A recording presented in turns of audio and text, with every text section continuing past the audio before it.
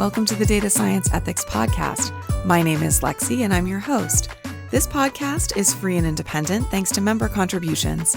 You can help by signing up to support us at datascienceethics.com. For just $5 per month, you'll get access to the members-only podcast, Data Science Ethics in Pop Culture. At the $10 per month level, you will also be able to attend live chats and debates with Marie and I. Plus, you'll be helping us to deliver more and better content. Now, on with the show. Hello, everybody, and welcome to the Data Science Ethics Podcast. This is Marie Weber. And Lexi Casson.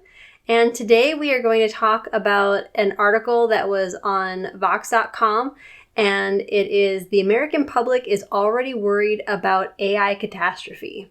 So this is an article that was written by Kelsey Piper, and there was just a lot in here, so we wanted to do a quick take on this article and some of the things that it brings up. There's a ton. It's a very meaty article. So we'll have a link in the show description and information, but we'll kind of just jump into the meat of it. The interesting thing about this was they were surveying the public, and they found that people were already worried about different types of AI, and not just AI in general, but some of the more short-term impacts as well as longer-term impacts. Yeah, there were a number of different categories. The way that they surveyed them was they had 13 different topic areas that they could potentially respond to. Each respondent was shown 5 different topics and asked to rank them as not concerning at all or highly concerning, and on a scale Of 0 to 3. Of 0 to 3. In that, they found a number of different patterns and topics that rose to the top. The foremost one, from the sounds of it, was concerns about data privacy, where AI would have access to a ton of information and what happens when big data gets even bigger and big data becomes big brother and so forth. And they didn't necessarily go into all the specifics of what this means. Again, these are very broad topics, but we've talked about some of these topics on some of our different episodes. So another area of concern was digital manipulation, which relates to fake images and even fake video, which we've talked about on a previous episode. The deep fake episode. Exactly. And then AI-enhanced cyber attacks and surveillance were 2 other areas that people were concerned with in terms of shorter term risks. So that might be things like being able to anticipate adversaries when the security companies are looking at cyber attacks, understanding that it's not just bounded by the limits of what people can do, even large numbers of people, but what machines can do with AI, with distribution of attack and so forth. Absolutely. And then the other area that's very interesting is what people are concerned about in terms of tomorrow's concerns. So not necessarily the short term, but a little bit more on the longer term.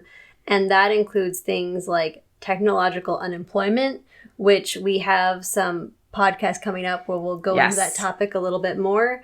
And then failures of value alignment, which is an interesting topic. That one, to me, sounds a lot like our Moral Machine episode, where we talked through the moral machine experiment that was going on as to what should the autonomous car choose to do if it has to make a tough choice. Absolutely. The one about technological unemployment is, I think, one of the top concerns. It's certainly one we hear about a lot, that there is going to be displacement because robots are going to take the jobs. This was something that happened during other industrial revolutions. They talk about this rise of AI, the rise of machine learning, as the 4th industrial revolution. So we will definitely have a lot more coming on future podcast episodes around the 4th industrial revolution. Absolutely. And then there's also people worried about critical AI safety failures that kill at least 10% of people on Earth, which I found that particular specificity very interesting, that it wasn't just that there would be critical AI safety failures that end up harming people. That kind of goes back to the Moral Machine episode that we did, but that it's at least 10% of people on Earth. Well, I think they had to provide some sort of guidance as to what it means for it to be a catastrophe, because one person's catastrophe is another person's non-issue. So it has to be as a pervasive enough problem that most people would quantify it as such. Yeah. And so again, it's interesting because I don't think many people would quantify AI risks like this, but they were basically put on the scale of like a pandemic. Yeah. Something that would happen. Absolutely. Something along the lines of, the Black Death that happened and wiped out a third of Europe's population, which would be about 10% of the world's population, most likely. So really an interesting parallel. Yep. So the interesting things that this article covers is, one, that these concerns are already out there. Mm-hmm. And it delved a little bit into who has these concerns. Yeah, this was another instance where different segments of the population seem to be worried about different things. Kind of like, again, with our Moral Machine episode, we saw different areas of the population leaning towards a different answer of which choice would be better for the machine to take. Yep.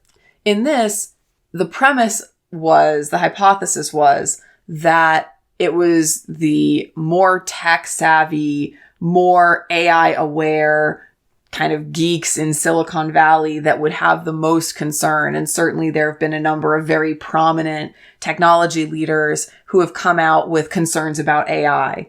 But what actually seemed to be the case is that those people were more comfortable with AI. They were more comfortable with the technology as it exists today and the promise that it gives for the future. Whereas people who were less tech savvy, not really in the industry, were even more concerned about what AI could mean for them and for the world. Yeah, and now this survey isn't necessarily that large, so they didn't break it down so much by different demographics and what they were concerned about. Can I just say that I'm really excited that they didn't do that, because spurious results are bad. And as a statistics geek, it made me really happy that the article mentioned not to do this if you didn't specifically design the survey for it. I agree. So thrilled. Very good. But they were able to have some larger takeaways, including that women seem to be more concerned than men, that, again, people in the field seem to be less concerned than people out of the field, and people with higher incomes seem to be less concerned than people with lower incomes. So the other thing that it made me think about is one of the principles that we're going to talk about in a future episode, which is incorporate inclusivity. Right. Incorporate inclusivity, as a brief synopsis of what we're going to touch on much more deeply later, is the idea that as part of the data science process, it's important to bring in other perspectives so that you're not pigeonholed by your own biases, by your own perspective, that other types of thought processes, other types of perspectives can be at least consulted, if not utilized within the process, to ensure that whatever you're doing with the data, with the algorithms that you're developing, you're being conscientious of how this would impact more people than those like you. And from a user experience perspective, including these types of perspectives early on will help you develop a better model and a better process and a better product, because you're not going to end up developing something in a silo that then when you bring it to the public, you get reactions where people are like, why did you do that? I don't think that was a good idea. That actually doesn't have the outcome that I would expect. Including those people early in the process can help you uncover things faster so you can build a better model and bring better things to market. Mm-hmm. I think about even the episode we did on the Google gorillas.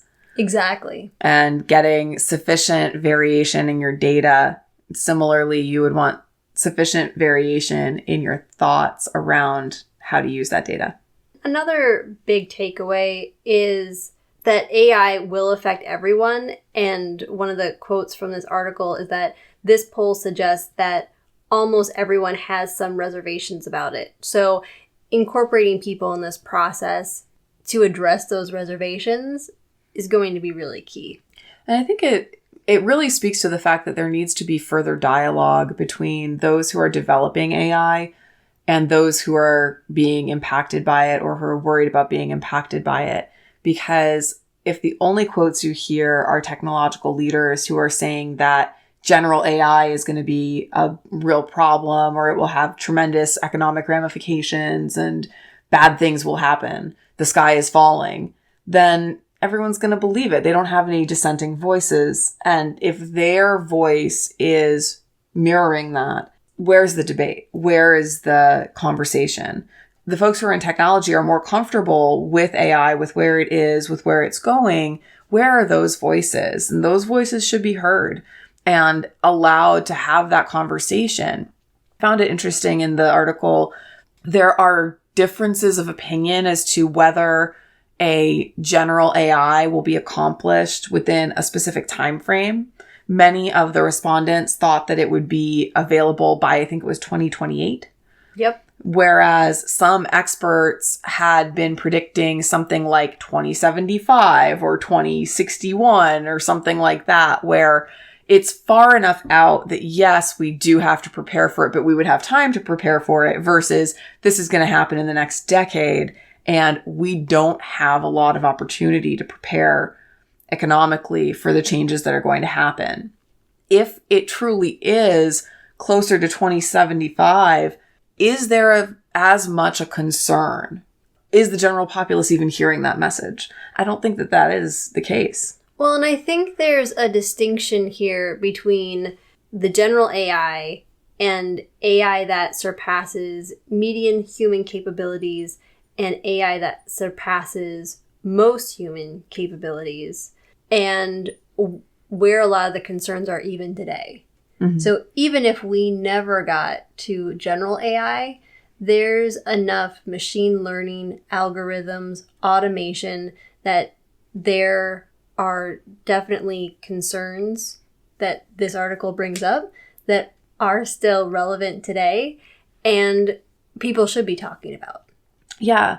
Even surpassing 50% of the population in terms of what it could do doesn't mean that it will do the jobs of 50% of the population.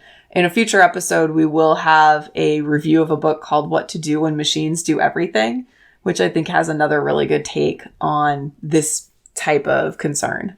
Absolutely. In addition to there being discussions about what might be automated, there's still a lot of questions about what the future of work will look like and what people decide to do and how people incorporate this. And there's a lot of different factors that go into that. So as we do more quick takes, we'll explore this topic further. Definitely. The article at Vox closes with public interest in the topic nonetheless suggests that AI safety may be starting to go mainstream, which bodes well for people listening to this podcast and being up to date and ahead of the curve on kind of an emerging topic. I look forward to having more listeners. And thank you to all of you for joining us on the Data Science Ethics Podcast. Thanks so much. Catch you next time. We hope you've enjoyed listening to this episode of the Data Science Ethics Podcast. If you have, please like and subscribe via your favorite podcast app. Join in the conversation at datascienceethics.com or on Facebook and Twitter at DS Ethics. Also, please consider supporting us. For just $5 per month, you can help us deliver more and better content. See you next time when we discuss model behavior. This podcast is copyright Alexis Casson, all rights reserved. Music for this podcast is by DJ Shaw Money. Find him on SoundCloud or YouTube as DJ Shaw Money Beats.